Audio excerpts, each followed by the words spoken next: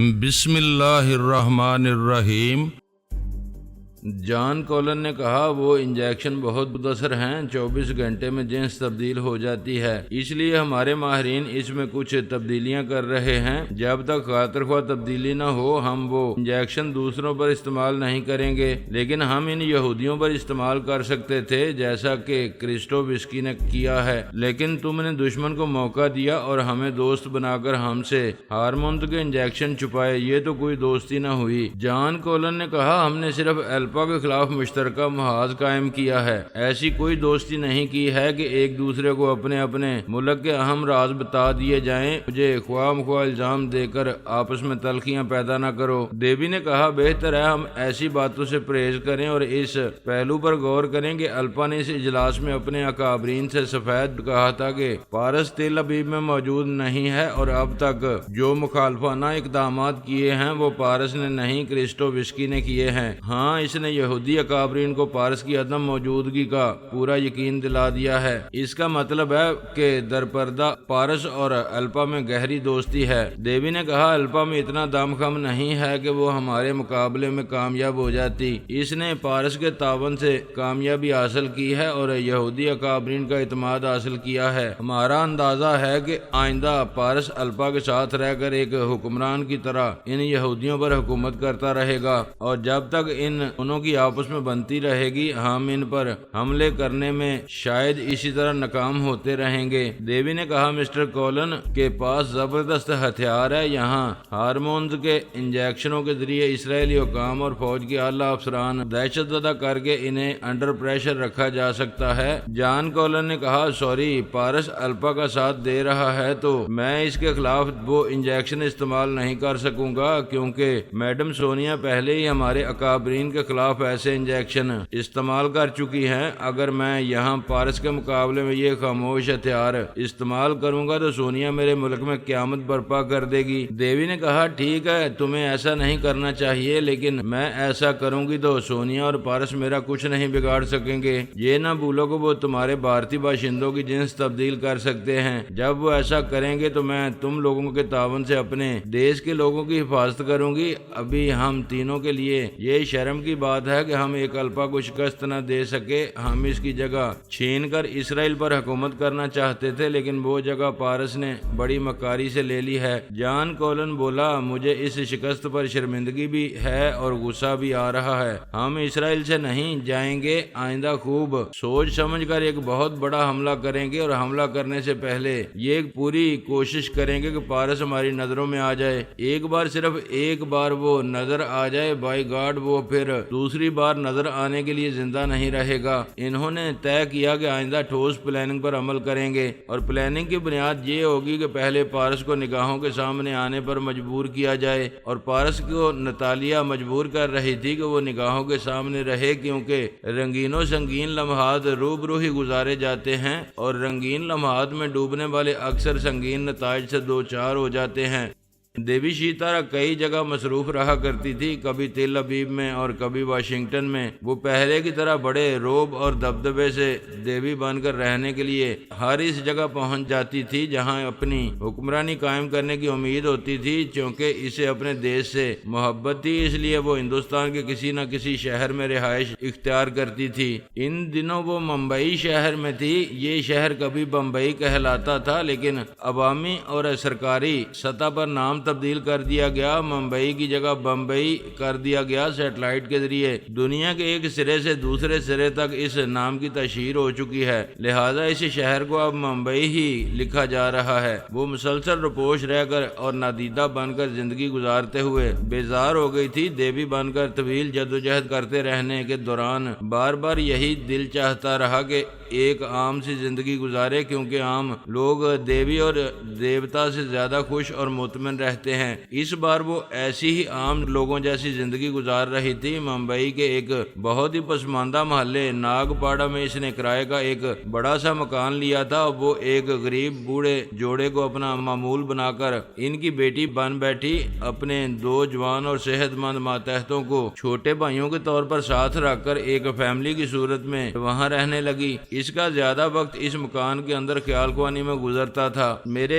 Family members اور خصوصاً پارس پارس سے الجھتے رہنا اس کے لیے ایسا ضروری تھا جیسے یہ اس کے دھرم کی کتابوں میں لکھ دیا گیا ہو۔ پارس سے الجھنے کے علاوہ اسے اور کئی ٹیلی پیتھی جاننے والے پہاڑوں سے بھی ٹکرانا اور کبھی سمجھوتا کرنا پڑتا تھا۔ وہ تھک گئی تھی، ذرا آرام کرنا چاہتی تھی، اس لیے بالکل ہی گمنام رہنے کی خاطر ناگپاڑا کے ایک مکان میں رہائش اختیار کر لی تھی۔ نہایت معمولی سستی سی ساڑی پہننے اور اس بستی کے لوگوں کی طرح زندگی گزارنے لگی تھی۔ اس نے زندگی میں پہلی بار 24 گھنٹے تک ایک ذرا خیال خوانی نہیں کی۔ وہ پوجا میں مصروف رہی یا پھر ممبئی شہر کی تفریح گاہوں میں جا کر خوش ہوتی رہی اور ذہنی سکون حاصل کرتی رہی۔ وہ بہت ہی خوبصورت اور بھرپور جوان عورت تھی۔ کئی جگہ کچھ منچلوں نے اسے چھیڑا مگر وہ ان سے کترا کر نکل گئی۔ ان کے خلاف ٹیلی پیتھی کا ہتھیار استعمال نہیں کیا۔ وہ فیصلہ کر چکی تھی کہ جب تک عزت اور جان کو خطرہ درپیش نہیں آئے گا تب تک وہ ایک عام عورت کی طرح حالات کا سامنا کرتی رہے گی۔ ایسی زندگی کی ابتدا بہت اچھی تھی، بڑی آزادی سے جہاں چاہتی تھی وہاں چلی جاتی تھی، لیکن دشمن کی طرف سے کوئی اندیشہ نہیں تھا اور مخالفین سے نبٹنے والی کوئی دماغی الجھن نہیں تھی۔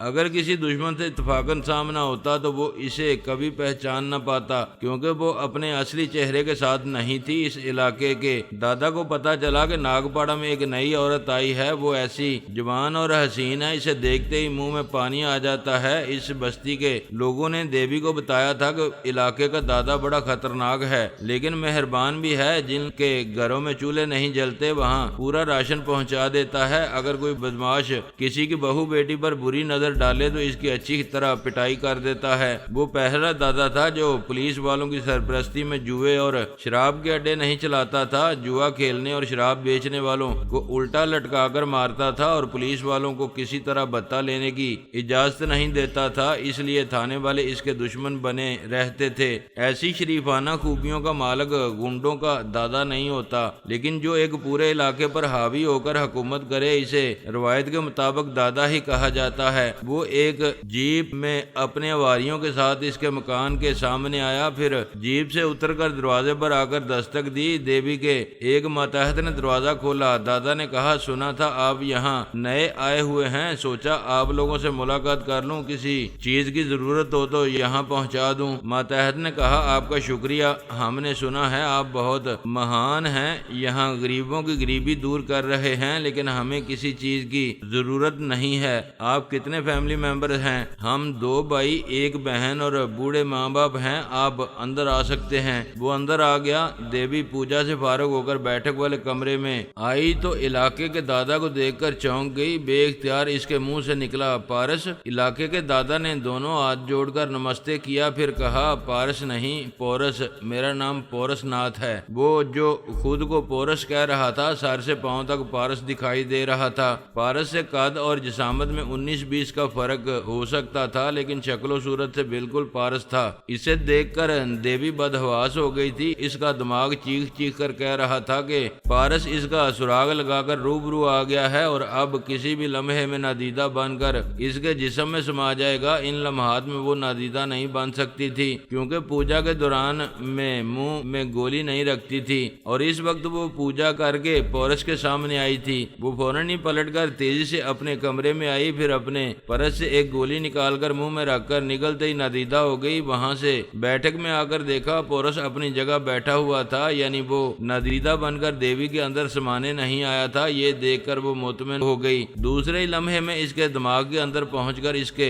خیالات پڑنے لگی۔ چور خیالات نے بتایا کہ اس کا پیدائشی نام پورس ناتھ ہے، وہ جنم سے ہندو ہے، اعلیٰ تعلیم یافتہ ہے اور ٹیلی پیتھی جانتا ہے۔ دیوی نے حیرانی سے پوچھا، کیا واقعی تم ٹیلی پیتھی جانتے ہو؟ وہ سوچ کے ذریعے بولا، تم چوری سے میرے خیالات پڑھ رہی تھی، میں خاموش تھا، اب مجھے مخاطب کر رہی ہو تو جواب دے رہا ہوں کہ ہاں ٹیلی پیتھی جانتا ہوں۔ کیا تم مجھے جانتے ہو؟ یقین کے ساتھ نہیں، لیکن ایک اندازہ ہے کہ تم دیوی شیتارا ہو۔ دیوی نے پوچھا، یہ تمہارا اصلی روپ ہے یا بہروپ ہے؟ یہ میرا اصلی روپ ہے۔ کیا تم جانتے ہو کہ یہ فرہاد علی تیمور کے بیٹے پارس کا چہرہ ہے؟ اگر یہی تمہارا اصلی چہرہ ہے تو اس کے ہم شکل کیسے ہو گئے؟ یہ بھگوان سے پوچھو، دنیا کے ہر حصے میں ہم شکل پائے جاتے ہیں۔ بھگوان نے مجھے پارس کا ہم شکل بنایا ہے، کیوں بنایا ہے یہ وہی جانتا ہے۔ کیا تم نے ہم شکل ہونے کا فائدہ اٹھانے کی کبھی کوشش کی؟ ابھی نہیں کی ہے۔ پہلے پارس کا وزن، اس کی قوت اور اس کی غیر معمولی صلاحیتوں کا پورا حساب کر لوں، پھر کچھ فائدے اٹھانے کی کوشش کروں گا۔ تم نے ٹیلی پیتھی کیسے سیکھی ہے؟ کسی ٹرانسفارمر مشین سے نہیں سیکھی، برسوں ریاضت کی ہے تب یہ علم حاصل کیا ہے۔ کیا تم موجودہ حالات سے واقف ہو کہ ٹیلی پیتھی کی دنیا میں کیا ہو رہا ہے؟ میں ہمیشہ تازہ ترین حالات سے باخبر رہتا ہوں۔ تم آج کل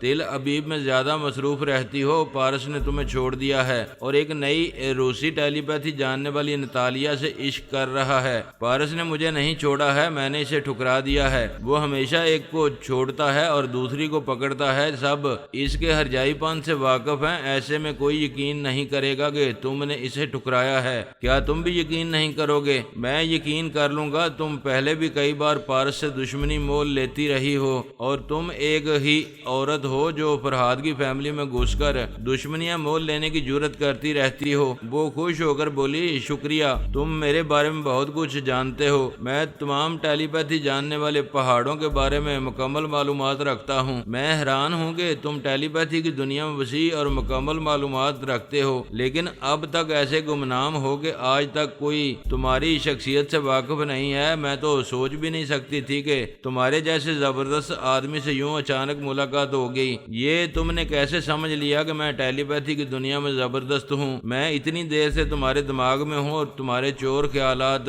پڑھنے میں ناکام ہو رہی ہوں۔ تم بالکل پارس کی طرح دوسروں سے اپنے چور خیالات چھپانے میں کامیاب ہو جاتے ہو۔ مجھے اب بھی یہی شبہ ہے کہ تم پارس ہو اور تم نے یہاں آ کر کوئی نیا ڈرامہ شروع کیا ہے۔ میں اکثر سوچتا تھا کہ جب بھی معروف ٹیلی پیتھی جاننے والے مجھے دیکھیں گے تو پارس ہی سمجھیں گے، میرے انکار کے باوجود یقین نہیں کریں گے۔ آج سے کچھ عرصہ پہلے پارس کی جو آواز اور لہجہ تھا وہی تمہارا ہے۔ کیا تمہیں پتا ہے کہ اس نے اپنا لہجہ اب بدل دیا ہے؟ میں نے کافی عرصے سے پارس کو نہیں دیکھا ہے، اگر دیکھ لیتا تو اس کا موجودہ لہجہ بھی اپنا لیتا۔ میں پارس کی چھوٹی سے چھوٹی بات کو بھی اپنے ذہن میں نقش کر لیتا ہوں۔ تم ایسا کیوں کرتے ہو؟ کیا تم نے کوئی منصوبہ بنایا ہوا ہے؟ میرے ذہن میں کوئی خاص پلاننگ نہیں ہے۔ میں قدرتی طور پر پارس کا ہم شکل ہوں، پھر بھگوان نے مجھے ایسی ذہانت اور قوت ارادی دی ہے کہ میں نے اپنی محنت سے ٹیلی پیتھی سیکھی ہے اور رفتہ رفتہ ہر وہ فن اور ہنر سیکھا ہے جو پارس کو آتا ہے۔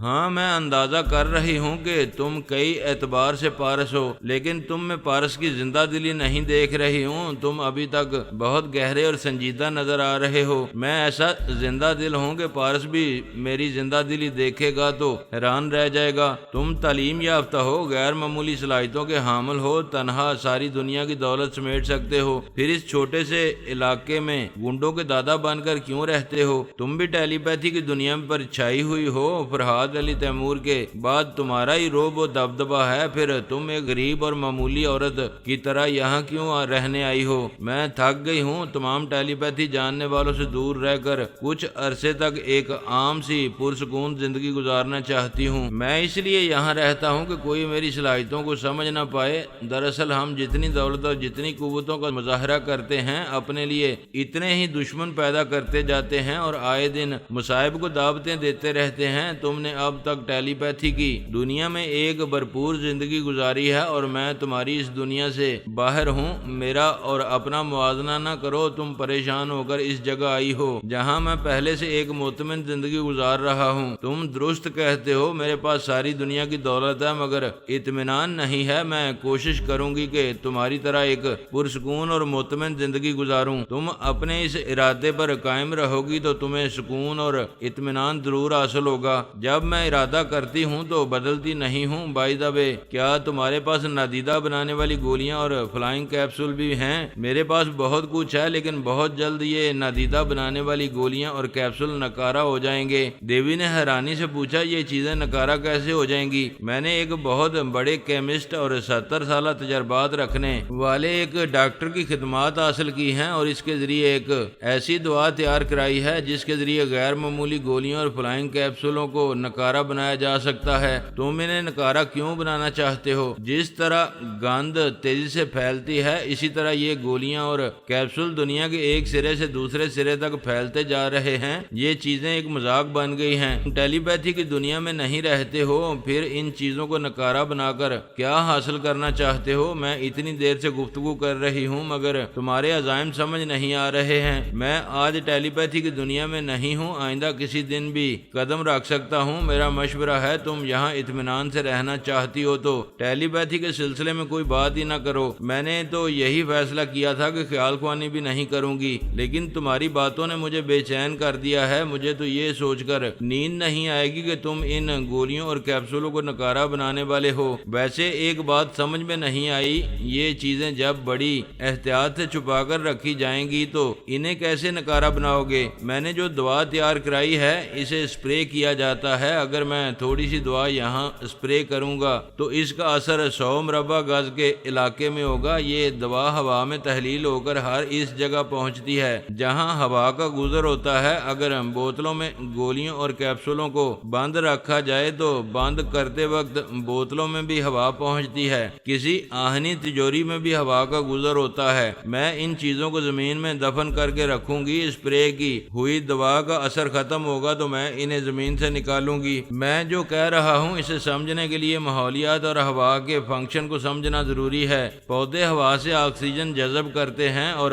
کاربن ڈائی آکسائیڈ خارج کرتے ہیں۔ ہوا اس طرح پودوں کے ذریعے زمین میں داخل ہو جاتی ہے اور یہ مخصوص دوا کاربن ڈائی آکسائیڈ کا ایک اہم جز بن جاتی ہے۔ جب تک ان چیزوں کو زمین کے اندر سے نکالو گی تو وہ پہلے ہی ضائع ہو چکی ہوں گی۔ دیوی نے بڑی لجاجت سے کہا، پلیز اس علاقے میں اسپرے نہ کرنا۔ میں چاہتی ہوں اسپرے کرنے والی دوا کے سلسلے میں ہم ایک ٹھوس منصوبہ بنائیں۔ کیا تم مجھ پر اعتماد کرو گے؟ اعتماد کر رہا ہوں، اسی لیے تمہیں اپنے دماغ میں جگہ دے رہا ہوں، اور میں نے بھی تمہارے دماغ کو کوئی نقصان نہیں پہنچایا ہے۔ وہ مسکرا کر بولا، میں تمہیں اجازت دیتا ہوں میرے دماغ میں زلزلہ پیدا کرو، میں کبھی ایسا نہیں کروں گی۔ مجھے یقین ہے تم نے بھی پارس کی طرح اپنے دماغ کو فولاد اور عجوبہ بنایا ہے۔ مجھے تم سے مل کر کتنی خوشی ہو رہی ہے میں بیان نہیں کر سکتی۔ تمہیں ملنے کی خوشی ہو رہی ہے مگر مجھ سے مل نہیں رہی ہو۔ ملنا تو دور کی بات ہے، تم نظر بھی نہیں آ رہی ہو۔ وہ دوسرے لمحے اس کے سامنے نمودار ہو گئی، دونوں ہاتھ جوڑ کر نمستے کہا، پھر ایک کرسی پر بیٹھ گئی۔ یوں شرمانے لگی جیسے کنواری چھوکری ہو،